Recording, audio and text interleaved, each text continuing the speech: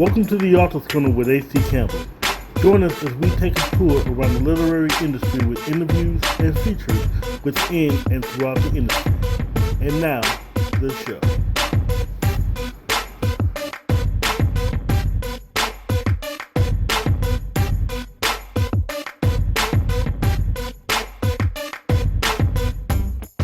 Welcome to an all-new Author's Corner with A.C. Campbell. As always, I'm your host, A.C. Campbell. Today, we're doing a very special show. Today, I had a wonderful conversation with Divorcing Atlanta's Timothy B. McCann. We we didn't just have an interview, we had a masterclass conversation about characterization, about plot points, about a whole lot of things. We even got to talk about the late Eric Jerome Dickey and Elin Harris, and even had a little history about, you know, them as young black authors coming up into the ranks, influencing us all. Because Mr. McCann is one of my heroes among many. And you're just going to get the entire interview today, which is so awesome. First, we're going to start off with a little bit of hard drive publishing news. J. Elliott Howard's book, the author of Take a Walk with Me, the first book in that series, Rewritten Lives, was published last week under our umbrella in its second printing, and it is already taking off imaginably. We have a lot of different things going on with it. We will be having a buy one get one free sale announced soon, as well as a lot of other different promotion for it. So this is his second book under the umbrella, and we have a couple more books coming out. I have a book coming out, and I have a new author to throw at you. So we have more authors coming to the family. So just stay tuned for more hard drive publishing news. But when we come back, we're going to start with part one of our interview with Divorcing Atlanta's Timothy B. McCann. Just who is author H.D. Campbell? He's the multi-gene author who can take you on several trips at once. With H.D. Campbell, you can have a romance, you can track a killer, or even stop an international incident. For 30 years and still writing, H.D. Campbell will take you on trips you've never been before. Learn more about him by logging on to hdcampbell3.com or check him out on Facebook, Twitter, Instagram, Pinterest, and LinkedIn. Read his rewrites of How to Lose a Black Woman and Late Murder at 10 with a new title coming soon. And as always, let your writing fuel your spirit. 3, 2, 1. What can I say? This was a very good interview. I mean, all my interviews are great. Don't get me wrong. I love every last one of my interviews. But when I get to sit down with one of my heroes, someone who started in the industry and who's so humble and still has a lot to say and a lot to give, it's almost like I'm still being taught within the interview, and I am. And you guys can learn a lot too. So, without further ado, here's the interview.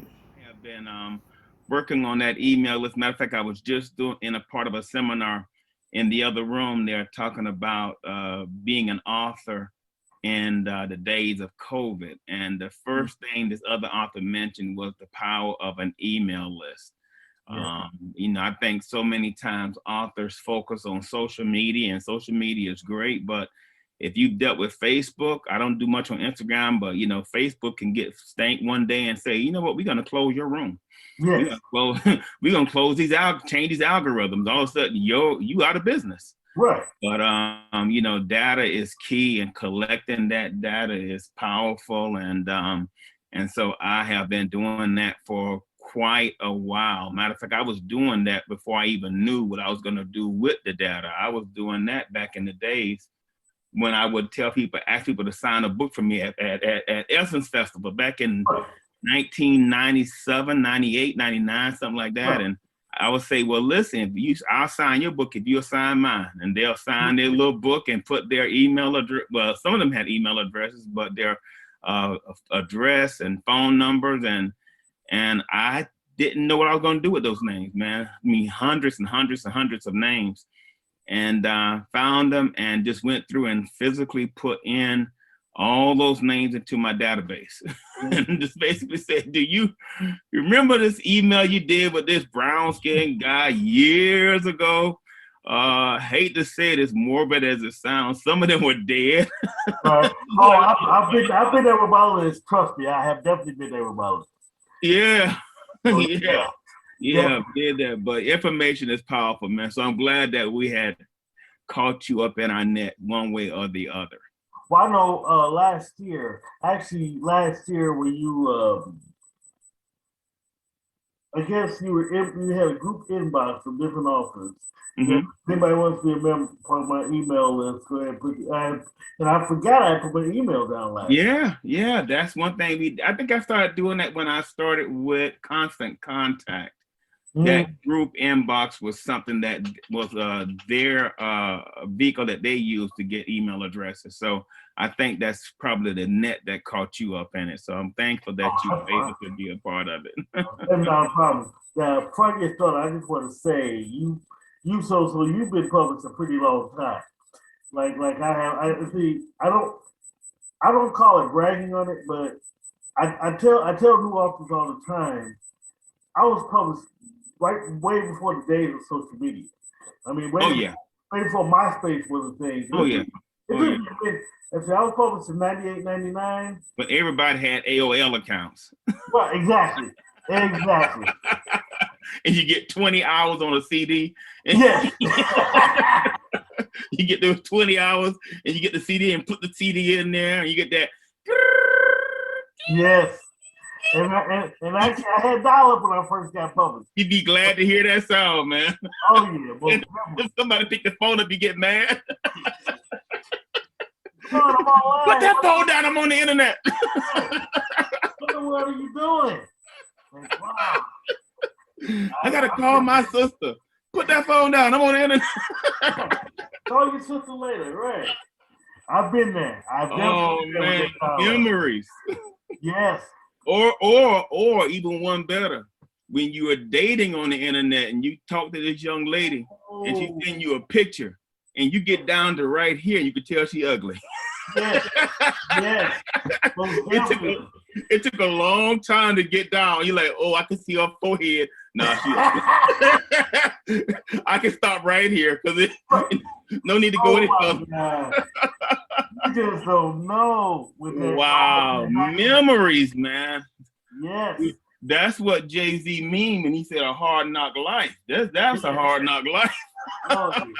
Right now, I mean, even people now in the age of the internet just don't know how it was much of a struggle with the dial-up and they don't understand.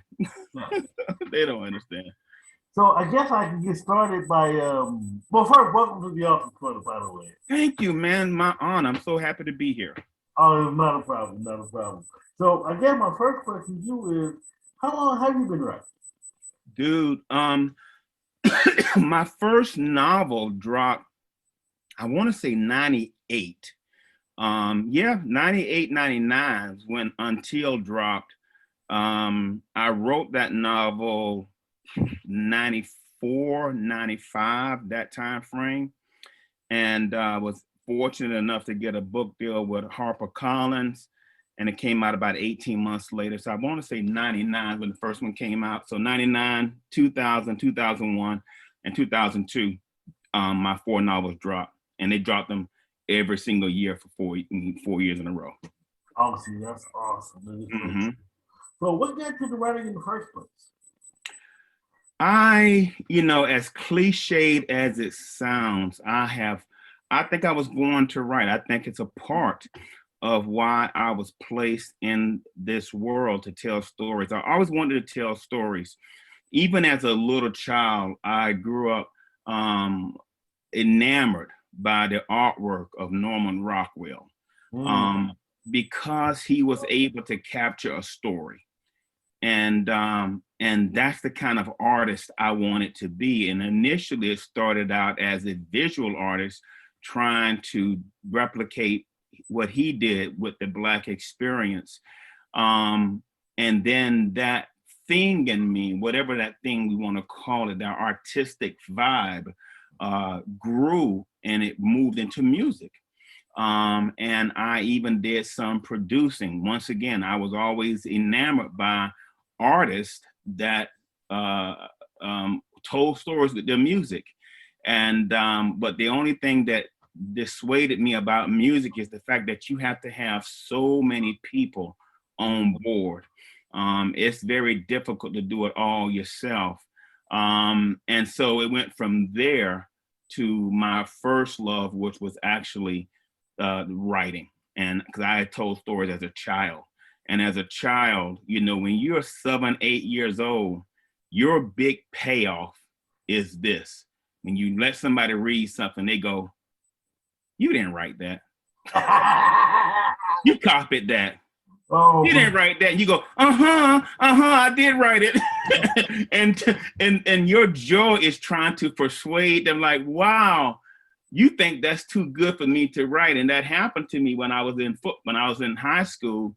I played on a really, really good high school team. The team was fortunate enough to win a state championship, and I had done some things on the team as well. But I wrote this quasi-political piece and put it in, and it was put in the school newspaper.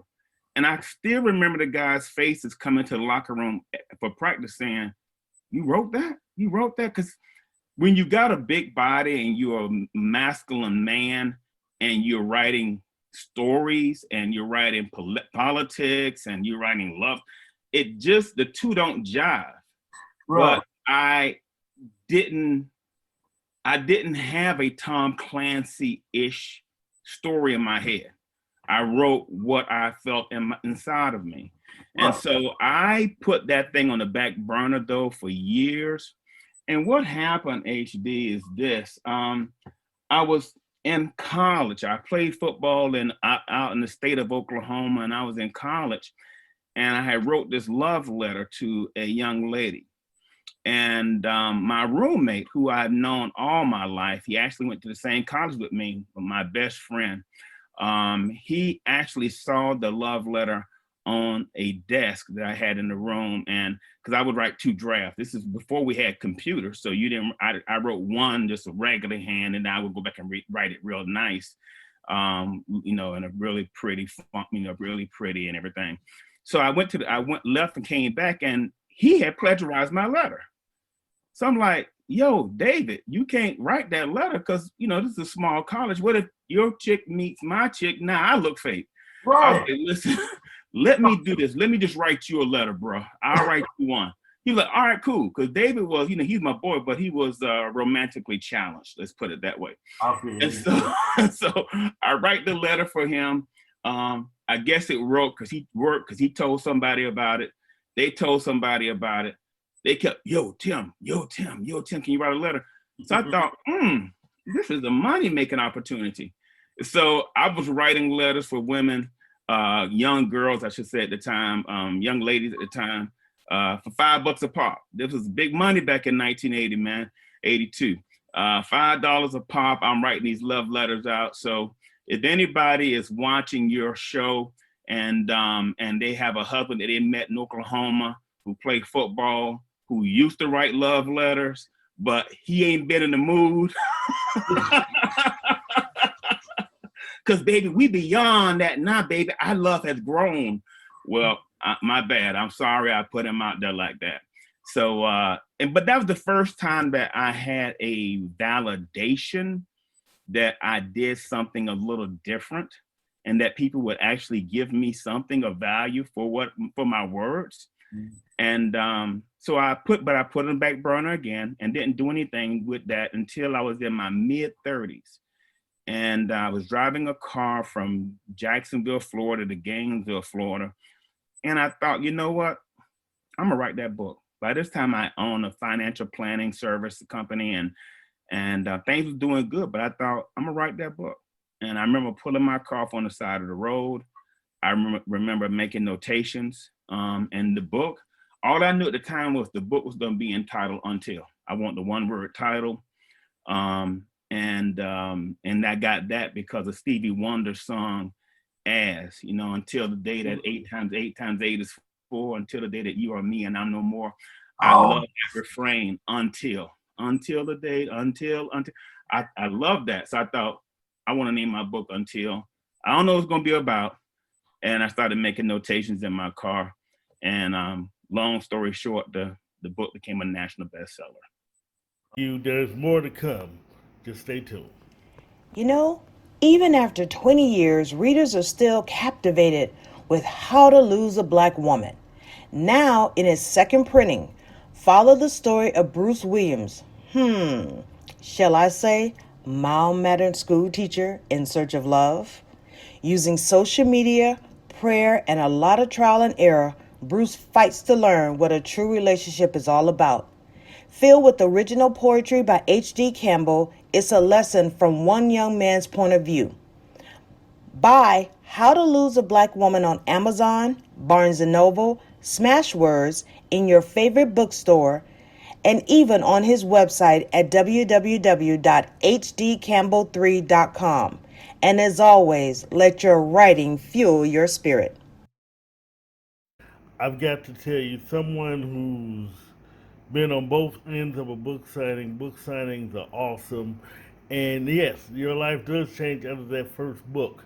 I mean, depending on what you write and the launch, man, after becoming an author, there's no turning back.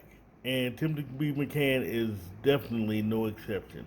So, about to find out how life changed after he becomes an author. Here's part 2 of the interview. So back to you, my friend. So you wrote the 4-book series. Yes. How did we get to your latest book? First, in fact, before we even get to Divorcing Atlanta, how did life change for you after your 4-book series? Well, as a great book began, I believe it's The Great Gatsby, but I could be wrong. It was the worst, the best of times. It was the worst of times. Oh no! No, it wasn't The Great Gatsby. It was, oh my God. That's one of my favorite books too. I should know that like the back of my hand, but War and Peace, I think. Okay. No, not War and Peace. I'll figure it out. We'll talk It'll about come. It'll come. But that was my life, man. It was truly the best of times. It was the worst of times. Best of times. Being in Chicago, for instance, and having hundreds of people line up to have you sign a copy of your book. Being in Chicago and meeting Oprah Winfrey and being entertained by Bernie Mac and a very, very, like with me and 100 other authors, and Bernie Mac just literally gave us a one-man concert, which he didn't need to do at all, but just being gracious and nice to us. Being in LA and doing book signing, I mean, New York City, places I dreamed of. My first book signing was in historic Harlem with the great Eric Dickey. Matter of fact, Eric, we had just came out. I had just came out. Eric was already established. First, I think he has 2 books under his belt at the time. But we were just trying to get our foot in the door. And Eric and this publishing PR person invited Eric and some other authors to do a book signing. And we all crammed into her apartment, and Eric and I slept on the couch. He slept on the couch. Well, he slept on a love seat because he was smaller, and I slept on the couch. And it was just like, wow, and the other 2 authors, one was Victoria Christopher Murray, whose movie just came out and was #1 in the country. She slept in the bed with 2 other women with the promoter. It was great. Who else was it? Lolita Fowles, just a screenwriter, producer now in New York, in Hollywood. She's killing things, but just the innocence of that period of time was just amazing. That's the best of times. The worst of times would be missing my kids. I had 2 kids who I was raising by myself and spending time away from them. The worst of times, my mom was getting older at the time and I was missing time with her as well. So life was giving me these challenges and I had to choose. And then I also had a ministerial calling on my life as well. So I had to make a hard decision. And on top of that, it got to the point, HD, well, I was writing for the sake of writing. I didn't want to write because I had to. I mean, because I didn't want to write because I was pushed to do it. I wanted to write because I couldn't help but to write. I had to write to breathe. The story was so compelling that I couldn't sleep at night. And it got to the point where after I wrote the fourth novel, the fifth one was going to become just basically a cookie cutter. Just here's a boilerplate, do this, do A, B, C, D, A, B. I couldn't do that. I wanted a story that was so compelling that it would not let me sleep at night. And I didn't have that. And so for those reasons, I decided to walk away. And I thought, you know what? I'm very comfortable not writing again. I'm very comfortable with the 4 books I wrote. I never want to write a book because I always thought about things in regards to my legacy. And I didn't want to write a book that my children's children would be ashamed of. You know, I didn't want to write a book that, because your books, when you write a novel, it's a little bit, you know, you're going to be here for a while, you know. Even long after you leave, there's an immortal sense to that book will be here possibly hundreds and hundreds of years after you're gone because of the Library of Congress. Well, did I want to write a book just for the fun of it, just to put garbage out? And the answer to that was no. So I backed out of that, spent time with the children, raised them, worked on my business, and moved to Atlanta, did my ministry, and decided that my pen was broken and I'd never pick it up again. Okay. I want to, I got another question, but before I get into that, I want to continue on and ask, how did this transition into divorcing Atlanta? There was this crazy thing that happened. A year came by, 2020. I don't know if you heard about it. It was kind of a crazy year. You might have heard something on the TV about it. I've heard horror stories about it, so yes. Yeah, and I think you pronounced it COVID. Came out, and this guy named Trump was actually president. Oh yes, and it was like the Bermuda Triangle. You've heard the same horror stories I've heard. It was a very crazy year. One of my characters in my book, I think I might have edited it out, but she described this situation as a big ball of craziness wrapped by a string of foolishness. And that's what 2020 was. It was just an insane year. And I was dealing with a lot inside of a year that was doing a lot of things. And a friend of mine said, well, Tim, why don't you journal, you know, just for catharsis? And I was like, nah, dude, because I know me. And I know I have, it's going to sound bad, but I have a compulsive personality. If I commit to doing something, there is no middle ground. I'm in, you know, I'm going to do this. I don't do anything halfway at all. Either I'm in or I'm out, but there's no gray area. And I didn't want to do it. And I was checking into a hotel room, pulled a computer out, and I thought, you know what, let me write a couple of pages. And before I knew it, the novel was being written. And I thought, you know what, I'm back in. I don't know how the publishing industry has changed so much since 2021, 22. And I thought, wow, I mean, it's been so many changes, but the story was a story that I had to write, not a story that I wanted to write. And it was not a story that I had to make $1 million off of. It was just a story that I had to tell because I knew that it would encourage, it would bless, it would help and motivate some people. And if you got those reasons to write, then you don't need another reason to write. Awesome. So without giving spoilers, give us a little summary about what the book is about. Well, thank you so very much. You know, the story, well, first of all, let me tell you the why behind the story. There are several whys behind the story. First and foremost, marriage can be very, very complicated. We don't sometimes see the hidden landmines in it. And when it falls apart, sometimes we don't take time to understand what happened. So when my marriage ended, I thought, you know what, let me do an an autopsy. What happened to that thing? So I started to peel back the layers bit by bit. And if you've ever seen on the TV or in a movie, when they do an autopsy, sometimes they make uncomfortable cuts in the body.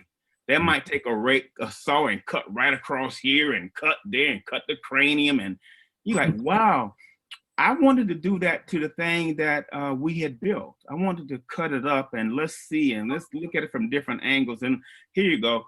Let me look at this cranium from her point of view. Let me look at this heart from her point of view. Okay, I've seen it in my point of view because it's in my chest, but let me pull that thing out and let me look at it from another perspective. And I was able to do that in every respect, in parts of my life, in parts of my marriage, and parts of just things in general. And then I thought, okay, now that I have the emotion that's going to fuel this, let me create some people. So the people in the story, even though the emotion in the story is mine, the people are not me, the people are no one else that I knew. What I wanted to do was, because it's no fun when you're writing about yourself. Right, no, not at all. But I wanted people to take my personality to another level, people I knew, and take it to another level. So that's what I did with this gentleman by the name of Lorenzo Richardson. Lorenzo is a very idealistic brother who wants to change the world. His father and grandfather were both ministers. Both of them were killed. His father was shot in the back of the head while he was doing ministries in Cabrini Green in Chicago. His grandfather died as a minister, and he witnesses this as a young man. Well, he decides that he's going to take up this mantle and begins a ministry in Atlanta. Well, but he wants to do this with the right woman by his side. He meets this young lady by the name of Elizabeth, who has her own set of challenges also. And when they meet, you got two very headstrong people, both of them knowing what they want for their life, but not understanding what they want for their lives. And when their lives come together. So there's some friction there. And on the cover of the book, well, before I even get to that, we meet him literally at the low point of his life. When you meet him in the story, it is the darkest, literally the darkest hour of his life. And what I wanted to do in that first chapter, very simply, is this. And I take this from my idol as a writer, James Baldwin, who said that when he writes a character, he want to pound layer upon layer upon layer of darkness upon them and then blast them with light. And that's what I wanted to do with this character. I wanted to put him in such a dark place that even I did not know how he was going to get out of it. It's kind of like a magician, and you think, how is he going to pull a rabbit out of the hat? How is he going? Wait a minute. How is he going? Wait a minute. I got to watch this very closely. As a writer, I'm doing that. I want you to think, how can he redeem this book? How can he make them fall in love again? How can he? And as you're writing, you like, I don't know. We gonna find out together, I guess. I have no idea. So we meet him at his very, very, very, very worst day.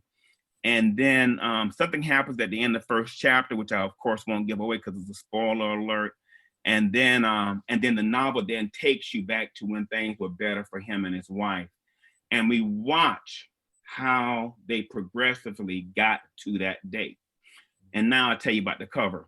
On the cover of the book, you read the words, it says, it's the words between I do and death do us part that kill us. And honestly, what that really means is this. So often people say, well, why did he get a divorce? He was cheating on her. Why did he get a divorce? Oh, she was charged with spending too much money. Why did he get a divorce? Oh, he was abusive. She did this, he did that. None of those things are right. All of those things are fruit. Cheating on her was the apple. Charging too much money was the apple. The physical abuse, as bad as I hate to say it, all of those were just the disgusting fruit that came off the tree. The tree at the root was watered by words, words, words. You know, I can't stand you. You just like your mama. You just like your daddy. You'll never be any good. Words, words, words, words. You know, I don't believe in you. You know what? I can't.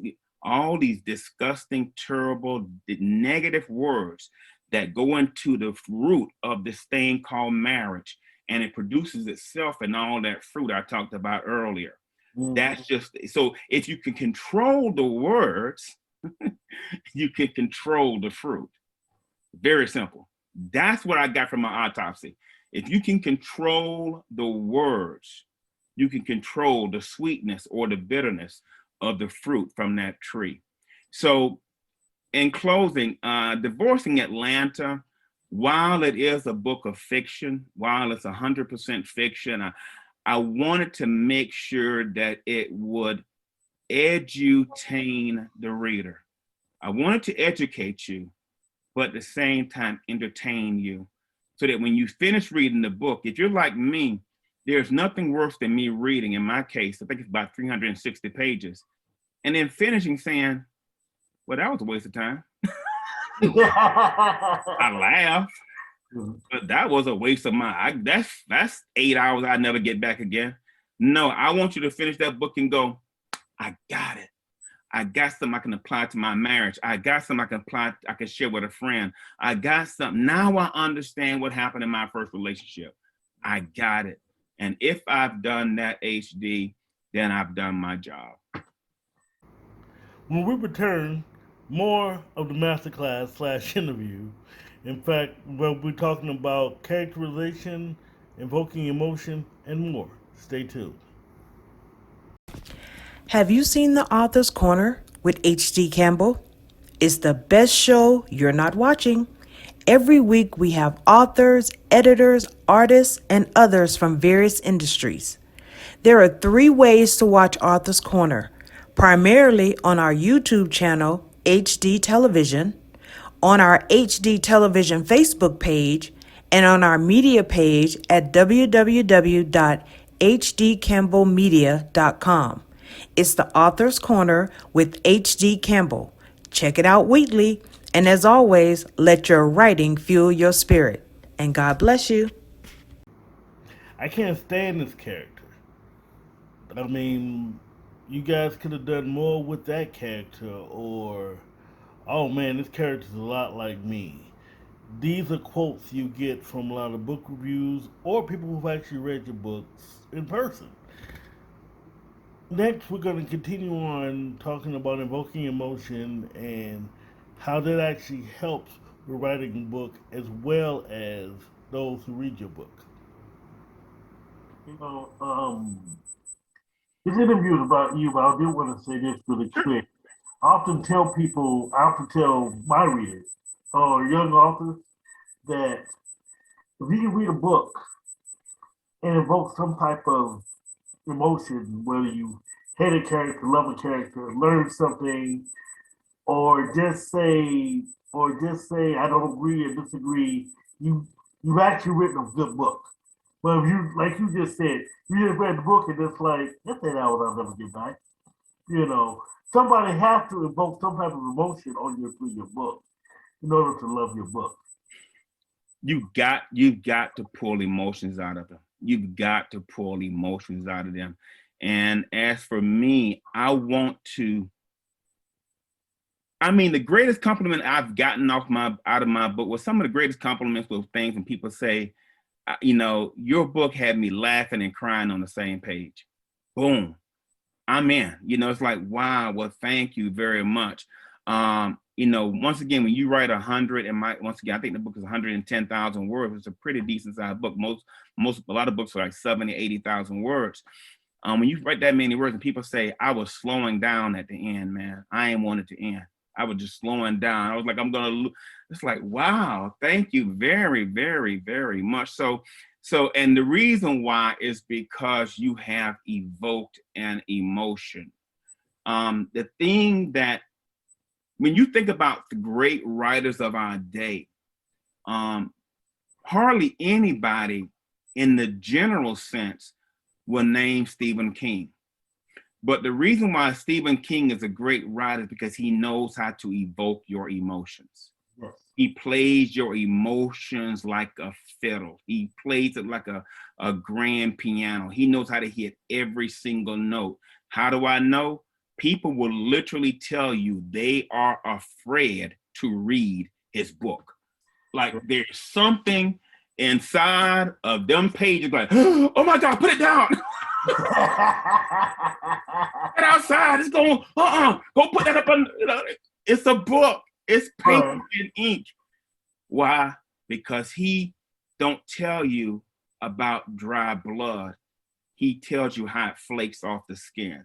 Yes, he really does. He tells you how books, yes, he really does. He tells you the texture of the sofa, so you can feel the texture up under your hand. That's what King does. That's what many writers try to do, including myself. And see, like I said, if you can do that, and your readers will love you. And I often tell people, even if they have a negative view of a character, or if like they love your story but don't like how you still wrote a good book because you've invoked emotion. Right. No, please finish. No, I was just saying whether positive or negative. Because again, if you didn't write a good book, you would get none of that. Bingo. It's about the, as Maya Angelou said, they'll forget what you say, but they'll never forget how you made them feel. People will remember how they felt when they read you. Case in point, and I'm going to go to another book, Silence of the Lamb, the movie this time. And Silence of the Lamb, there's a prison warden that lets Jodie Foster in the prison. And he's a little snarky, but he lets her in the prison. He's not really a bad guy, but he lets her in the prison, a little, cocky. And she goes in and she sees Hannibal Lecter. They talk. At the end, now Hannibal Lecter is probably one of the most disgusting characters we've ever seen on the big screen. At the end of the movie, he says he's going to get some Chianti and some kafaba beans, and he's going to basically imply he's going to eat this man. And the crowd claps. They're happy he's going to eat the man who ain't did nothing. Dude, like, yo, man, I ain't do nothing. Why y'all happy? Like, I didn't kill anybody. What did I do? Y'all gonna stick him on me? Like, dude, wait a minute. I'm on the screen. I'm just hitting on Jodie a little bit. That's all I did. People are like, yay, go eat him. Go eat him. I want to see the next movie. I want to see when he eats him. Why? Because even though our job is not to make you like the character, our job is to keep you intrigued by the character. And I always think about him when I'm writing, because you don't want to live next to Hannibal Lecter, but you can't take your eyes off of him. You got to see what he does next. You got to see, dude. And honestly, I want to say, if memory serves me, he was in that movie about 20, 25 minutes. He wasn't even in the vast majority of the movie, but he dominated the movie, because like you said, you cannot look away from him. And when you're drawing characters, it's not really the over-the-top things or, the cute. It's something about that character that comes through to that reader, and they are compelled and they look forward to that character coming back on the next page. They like spending time with him or her. Once again, they don't have to like them. They just have to not be able to look away from them. That's it. I love that. You know, one of my biggest things that I teach, one of my favorite things as an author is characterization. Oh, great. So you hear a lot of points that I love. Oh my gosh. Yeah, man. I think for a new writer, spend time understanding your characters, so that you don't have 5 people who sound just like you in your book. Understand their dialect, understand their mannerisms. Your character should be so distinct that even if you took the tags out, people will know who was talking, because they have a certain way, things they say, how they say things, and not to get too deep into characterization, but if somebody knew you very well, and they took everything that you said and wrote it down, everything you said, but your name was not on there, and somebody knew me well, and they took everything I said for 30 minutes and wrote it down, and we went into the other room, people who knew you would say, HD said this one. These his words. Tim, oh, this is just how Tim talk. This is his vocabulary. This is how he phrased things. Your character should be just that distinctive, that people would know exactly who they are, even if they don't have any tags. And I think that's where some writers fall short, because they're so focused on plot. And plot is important, but plot is the vehicle, but you need seats. You need lights. It's just not the vehicle. You need other things to make that ride enjoyable. So I think that you spend a lot of time on just preparing all those other elements. And then once you get all those other elements in place, trust me, writing, piece of cake. You can't write fast enough, because the story's going to tell you where it's going, and you're just taking dictation. I need to pick your brain just for a second. Maybe this is me. When I'm writing, for some reason, when I'm writing, I don't always control what I write. Good. A lot of times my characters control what I write. So if I don't feel comfortable, or my character doesn't feel comfortable, I have to change that entire scene just for that character. Yeah, they call people like you a pantser. You know, you flying by the seat of your pants. Oh. Yeah, you flying by he's a pantser. He just fly by. And you know what? Some writers, that's the only way they can write.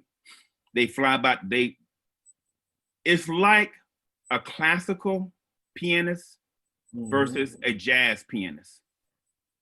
Which one is better? There is no such thing as which one is better. Right. You know, that's a crazy question. They're two different, right. There's two different things, and you're a jazz pianist, and with a jazz pianist or a pantser, you catch a wave. It's like a surfer. You wait and you see it, you run. Oh my God, here it goes, and you go and catch it, and now you gone. Right. And the story is telling you, and your fingers, you can't eat, you don't drink, you lose track of time. You're in a zone. It's like all you see is that page. You hear those characters. If that character walked in the room and be like, Joe, what you doing in here? How you doing, man? 1 second. You can see them. They are that visual to you, because that's why everybody can't write fiction, because it's something that certain fiction is something that you got to feel. You can't teach that. Now, I could teach a person, I can teach you how to be really, really, really good as a fiction author. But unless you got it, you'll never be great. Right. You'll be good. You'll be extremely good. You can teach them to be really good, but there's a certain note, there's a certain pitch, there's a certain sound.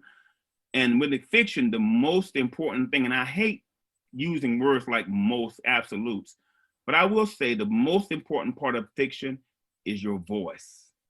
And nobody can teach you to have a voice. I saw somebody post on Facebook, how do you get a voice? Dude, I can't tell you how to get a voice. That's something you can't really explain. I can't explain that. I know a lot of things, but I can't explain how to get a voice. And I can tell you what to do with your voice. Right. How do you get a voice? Nah, you on your own on that one, bro. When you get it, come back and we'll talk about it. But maybe I'm wrong with this explanation, but I'm actually, I tell people either you have it or you don't, because I can't explain how you get one either. So that's what I tell them, either you have it or you don't. No. You either you have it or you don't. And honestly, that was the toughest part for me, because I found myself trying to sound like, trying to sound like this person, trying to sound like that person. And a lot of writers will tell you, and I like to study writers different ethnicities and everything to understand how they get into that moment, how they write. And you get 100 different ways, but many of them will tell you to read wide and read diversely and things like that. And that's great. Matter of fact, in the other room, I've got over 3,000 books in there. I mean, I love reading, but when I'm writing, I read nobody. Right. And the reason why the advice I'll give now is from not me, but from Walter Mosley.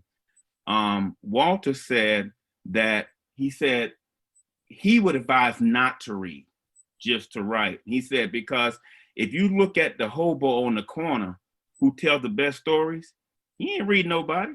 Oh, exactly. They tell reading Chaucer. He's not sitting there reading Dostoevsky and saying, well, Vladimir Nabokov said, and no, he just saying, yo, and I'm gonna tell you what shuts everybody down. You could be 9 or 99. When I say these words, I got your attention. Let me tell you a story. Pin drop. That's it. That is it. Let me tell you a story. Pin drop. Once upon a time, you got him. And as a writer, we know that feeling. And so we are the conductor of this orchestra of humanity that lives in our head. And that's profound. I need to write that one down somewhere. I'm gonna use that again. Oh, you know what? When you see the interview again, you'll remember it. Okay, thank you very much. That's a gift from God there. Thank you. No, but we're just conducting those voices and those stories and trying to tell this one, no, you calm down. I need more of you. Strong finish, big finish.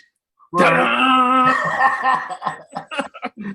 And if we've done our job right, we've been able to take them to hopefully make them think, to make them laugh, hopefully to make them at least get to the point of tears.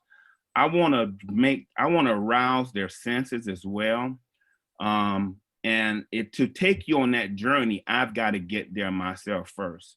So writing a book can be very exhausting, but there's nothing like it. It is enthralling. It is nothing like it. I'll tell you this personally. I'm also an editor. It's a lot easier for me to edit someone's stuff and get it back to them than it is for me to actually write my own stuff. Because that's their creations I'm working with. But when it comes to my own creations, it takes much longer. Oh yeah. I'm the world's worst editor of my own stuff, but I had a really good editor for this book named Rhonda McKnight. She's a writer also. And because she writes, she knows how to edit for writers. And some editors can only edit because that's all they do, and that's great. But when an editor that writes also, what I liked about working with her is because she got me.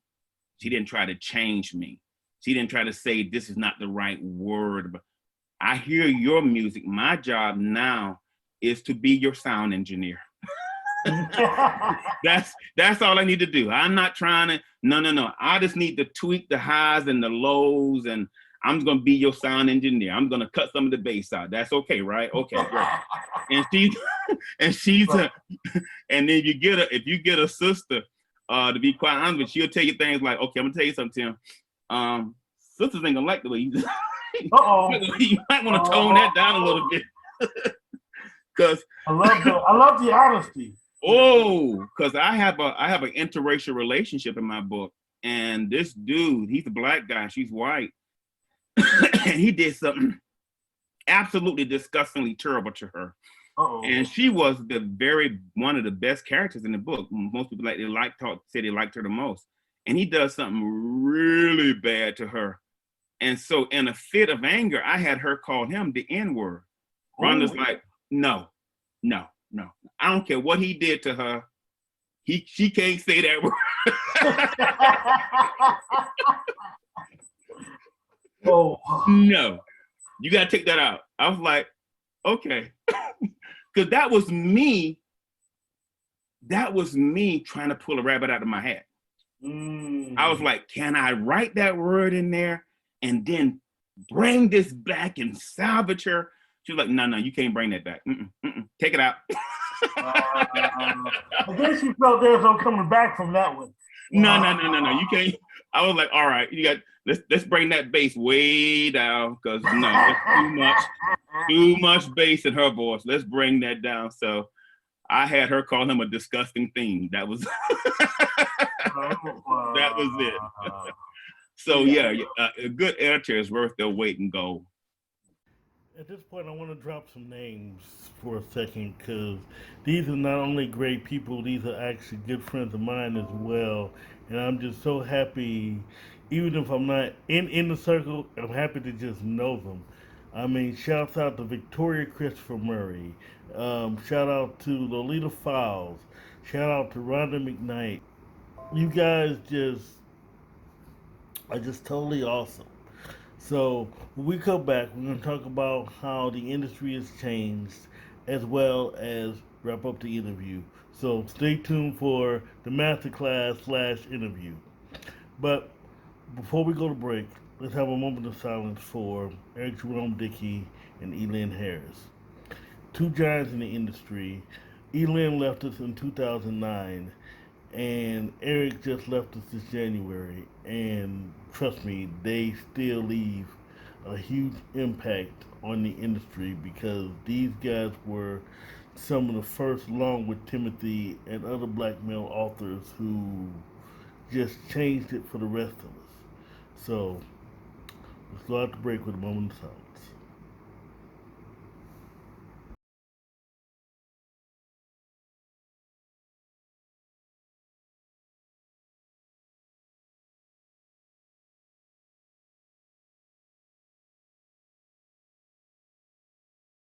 Do you need editing and formatting services, promotion, or do you need a press kit?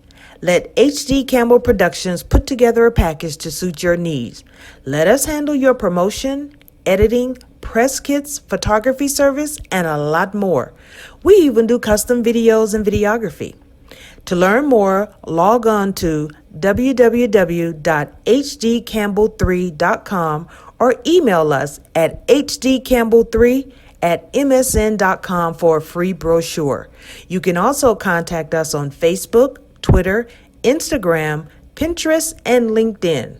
We guarantee professional services at reasonable prices. Check us out, and as always, let your writing fuel your spirit. We conclude our interview with, so much more. This man has just taken us through his whole publishing process, his process, teaches us how to form our own process. Oh, and when you get his final words, you will definitely feel them. So, here's the conclusion of the interview. So you mentioned earlier that the publishing industry has changed. Yeah. Explain the changes that you see. There may have never been a better time for a writer to write than now, because you have direct access to your audience. You know, when I was writing back in the mid 90s, there was basically 5 ways to get into the business. And that's the 5 major houses. You could be self-published, but self-publishing was extremely expensive. And I had friends who self-published, and you would have to get your warehouse and book. People wanted you to print, 500 books or 1,000 books, and you had to lay out that money up front. And now you got to put these books in a warehouse. And if you're in Florida and did a signing in New York, now you got to pay separate postage for your books to be shipped to New York. And now you got to bring those books back. And it was a major hassle. Now, back in, I want to say 2006, they came up, and I want to say Xerox developed this printer that could basically print books on demand. So now you can have companies that say you don't have to print that many books. You just send us your file, and if somebody want to buy 3 books, we can send 3 books to them. Boom. So it changed everything. Now, all of a sudden, writers, novelists did not have to go through the major houses. We could go right around them. And the publishing industry is kind of where the music business was in maybe the late 90s, 2000s.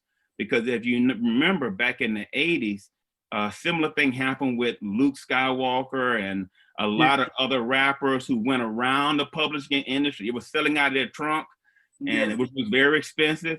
But then they found ways to go around the publishing record companies. Well, we're not exactly where they are yet, but we are now, I would say in the 90s or 2000s of music, where we can go around them a little bit and go face to face with our audience. A major portion of my day is doing DMs right directly to readers. You know, I'm communicating directly with them, which before I couldn't really do.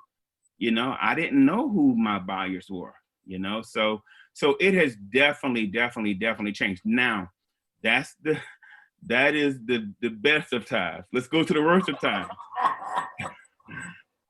Worst of times is $1.99 books, man. $1.99 books, man. People say, I'm #1 in the country. Your book is 99 cents. I hope you're #1.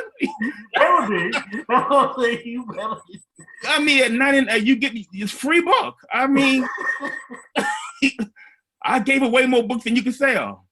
All right, great. Here's a cookie. I mean, so it's hard to compete that way.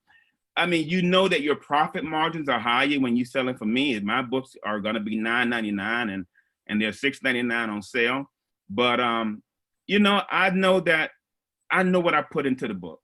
Right. And I know what I put, and I know my value, and I'm not gonna sell it for free.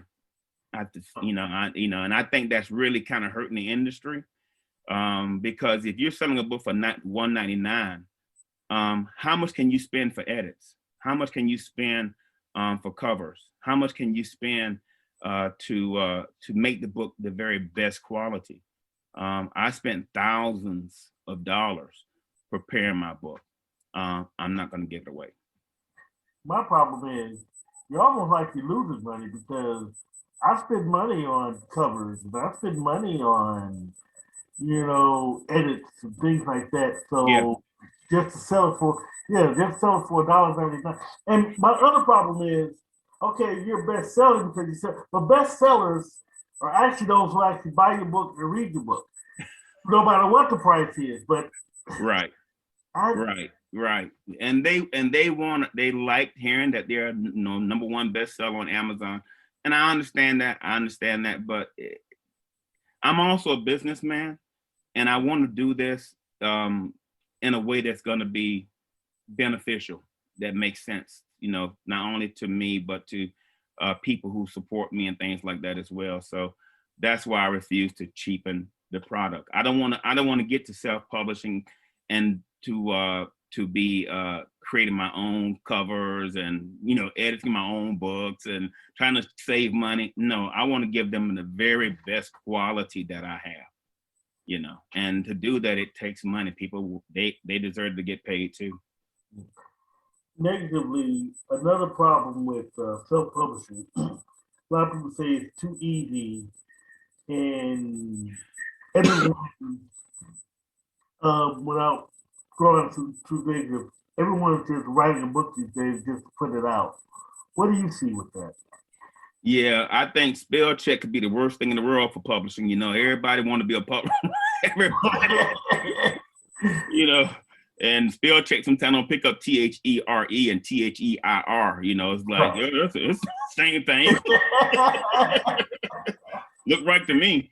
And so I think that I think we're going through a period now. I don't know if it's going to change, but I do think it's going to. I don't know if it's never going to change back to where it was. I think it's going to evolve. And I believe there's going to be a way and eventually to separate the cream from whatever else is up under the cream, because it's kind of disconcerting to get your voice heard now, because there's so many people out there. Put it this way, when I came out in 1997, 98, when I was writing my novel and getting it published and everything, there was Elin Harris, there was Eric Dickey, there was Franklin White had just dropped. There was maybe like two or three other guys, because I was like the fifth or sixth African-American novelist, male novelist who got a book deal, nationwide book deal. So it's a few other brothers before me, but that's about it.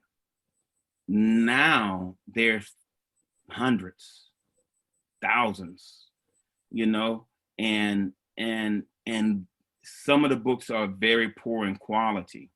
So when people look at a book nowadays, if they don't see Simon and Schuster on the Random House, they think, oh, it's not gonna be a good book, which nothing can be further from the truth. Nothing can be further from. I mean, I chose out the box to do the self-publish. Why? Because I wanted to get it to the public as fast as possible. And why? Because it dealt with 2020. So if I went to a traditional publisher, when I finished the book up in October, November of last year, that would have meant another 18 months, maybe 2 years. So now you're looking at 2023 maybe, or 2022, and the book wouldn't have been as relevant as it would be on stands today. But because there's so many different voices out there, it's just harder to get heard out there right now. Right. Okay. Yeah. Definitely. So where can we buy your book? Amazon. Matter of fact, just type in Divorcing Atlanta. It was very hard to get that in the search engine, man. I mean, but people have been buying the book, because at one time you put Divorcing Atlanta, Timothy McCann, and it still didn't come up. I'm like, what the heck? Like 8 white guys' books came up before mine. Like, how can you get more specific than that, you know? Right. But they can put in Divorcing Atlanta, Timothy McCann, T-I, just like it's spelled on the screen there. Timothy McCann, Divorcing Atlanta. Better yet, you can go to my website. Because if you go to my website, you'll hear a little bit more about the novel and how it came together. And the website is timothymccann.com. timothymccann.com. Awesome. So I'm going to ask next, how can we get to know you? How can we buy your other books? How can we keep up and follow up with you? When you go to my website, it says sign up for newsletter. First thing you're going to see there, sign up for the newsletter. Why? Because the book right now is in paperback and ebook. The hardcover is going to drop next week. But if you're on my newsletter list, you'll be the very first person to know about that. The audio book will drop hopefully in about 3 months. You'll be the first to know about that. Also, you can get signed copies on the news on my website as well. You can, a number of things are generated right there because you're close to me, and I can let you know before we let the general public know, and as well as advance notice about future works. Even my old work is on my website as well, so you can see all of the other. I've got we got the 4 novels, Until, Always, Forever, and Emotions, my 4 novels. We got a book, matter of fact, I got a copy of it right here, The Book of Love, that came out earlier this year, which is the book of short stories. That's out there as well. I'm in a couple of compendiums with other authors like Brown Sugar, Part 2, and a couple of other short stories I put out there. But all of that information is on the website. So timothymccann.com for more information. So before I get to my final question, I wanted to actually personally thank you, because you're actually one of my heroes, my modern day heroes. Oh, wow. Outside of Baldwin and Mosley. Wow. Because you've named everyone, well, with Harris and Dickey, who are no longer here with us. I know. And also with Christopher Murray and others. I mean, you guys have always been someone, you guys started writing about the time I started writing. Wow. And I just, you guys just keep me going all the time. And I just want to thank you for wanting to. That means a lot, man. That was a wonderful time in fiction. And I know time is drawing near here, but let me share something with you, bro. We lost two giants well before their time. Elin Harris, for people out there who, I know everybody familiar with him, but didn't get the chance to know him, and I didn't know him. I don't make like I knew Eric, but Elin was kind of like the Godfather. If you had a problem with your publisher, if you had a problem in the publishing industry, I'm gonna tell Elin. And he was a fix-it, man. He took care of stuff because he had that kind of weight. He had that kind of authority. He didn't mind helping anybody out in this business. He understood your struggles, your problems, and he would help you out. Eric was your crazy cousin. Eric was the cousin that came to the picnic, and the party didn't start till Eric walked in the door. That was it. You know, he was your crazy cousin who always got a joke, who always got a funny side of it. That's the funny side. On the serious side, and this is in the 90s now, Eric always walked with two things. First of all, before Eric was a writer, he was a comedian, a stand-up comedian. He didn't just write fun. He actually was in there in the arena taking the slings and the arrows. Wow. And as a stand-up comedian, as you well know, a great stand-up, watch Chappelle, watch Pryor, watch any of those guys who mastered it, they understand the power of timing. They understand. It's not so much the words. Words are great, but you got to know exactly how to say them in the perfect timing in the joke. And that translates to his fiction. His timing is impeccable, which made his fiction irresistible to read. But to go even deeper than that, this boy back in the 90s would walk around Lofton with cameras. And I'd be like, you know, I thought like, dude, you're gonna drop a book of photography? Like, nah, man, I want to capture this scene in my book. And so he would go, all these cities he would go on tour, he's taking pictures. And so he's getting back to his writing lab, for lack of a better phrase, and he's recapturing these moments. And so you feel that you're back in New York, you feel you're in LA, you feel you're in Costa Rica, wherever he's writing from. So that kind of love that he put into his writing, I love that on the artistic side. The kind of devotion that they had to the industry, like Elin had, I love on the publishing side. So when I say we stand on the shoulders, matter of fact, Divorcing Atlanta is literally is dedicated to Eric Dickey. And I even mentioned him in the book because it meant that much to me. But we lost two phenomenal giants. And I pray that there's some way at some point in time we could commemorate them, because all those people you just mentioned, those two guys literally ran before us, knocked open the door, held it open and say, y'all come on in, man. We got y'all, you know. So we owe a debt of gratitude to them. I'm gonna do something for them pretty soon on my show. So wow. I really because those are two guys, like I say, with all you guys, when I first started, you guys were my modern day heroes. So. Oh wow. Well, thank you so very much, man. I was just glad to be I wasn't even at the table, but I'm glad to be around the table. You know, but not to go too far, but B.B. Moore Campbell. Yes. Connie Briscoe. Oh man, dude, Connie Briscoe, and she's a Facebook friend of mine now. I'm reading her book. I think it was called Sisters and Lovers. And it was before I started writing. And she wrote a book about a woman with her arms crossed over her waist. I'm thinking, I see that. Arms crossed over her waist. I'm like, that is so dope. So people like that, man, I just absolutely love, and I think that I think writers today, if you're going to read somebody, read the people whose shoulders you stand on, most definitely. This is why I give my office the final word. You can give advice, you can dedicate something, whatever you want to say, the floor is yours. Thank you once again. Let me just tell you that first and foremost, I do appreciate the venue. I appreciate what you're doing for fiction and to help writers. Once again, as I said earlier in the interview, it's very difficult to get your voice out there nowadays.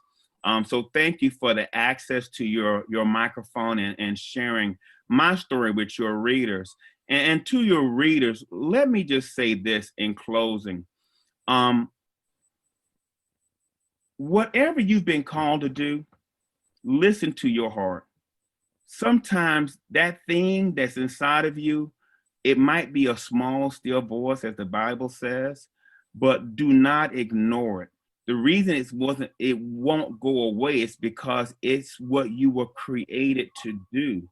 I think the saddest and the most wealthy place in the world is the graveyard, because there's so many broken and hurt and lost and damaged and destroyed and forgotten dreams that live there. And the worst person in the world to be around is a person that says woulda, shoulda, and coulda. I've lived my life in a way that I didn't have to say those words, because one of these days I'll be taking my last. And with that last, I will not be saying woulda, I will not be saying shoulda, and doggone it, I won't be saying coulda. So take your best shot. If it's to sing, man, get out there and sing. If it's to write poetry, write poems that make angels weep.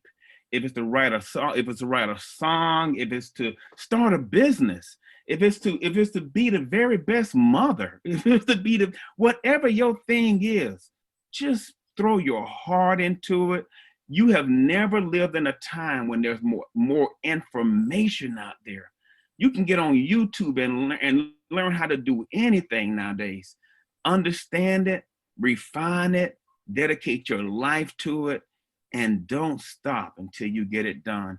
And if you do that, then one of these days you hear those words, well done. Well done. Actually, well done, Mr. McCann. Thank you for coming on to the Author's Corner. Thank you for even wanting to take the time to even talk to me on my show. I mean, it was just such an honor. You know, I was thinking throughout as I was editing the interview, one of my Dr. Dre had this song. We started these gangster hits. You mean to tell me this is the thanks I get? Well, you, Elin, Eric, all of you guys started these gangster hits for the rest of us to go out and entertain people, educate people, do things for others. And I am just so appreciative. And I thank you. Because this interview was with so much learning and so much you can get from this man, you have your whole hour of HV's 2 cents there, except it's going to be Timothy B. McCann's 2 cents.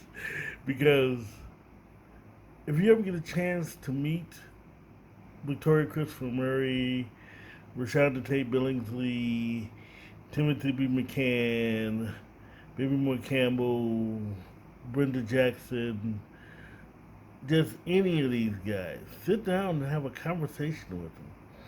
Ask them, hey, what inspires you? What makes you put your pen to paper? What gets you out there? What gets your feet on the floor every day and your butt in the seat and writing things down? And I'm telling you, you will not be disappointed. So, that's the Author's Corner. Stay tuned next week when we have 2 more authors. Stand by for new promos coming up for upcoming Author's Corner shows. Peace, and as always, let your writing fuel your spirit, and God bless you.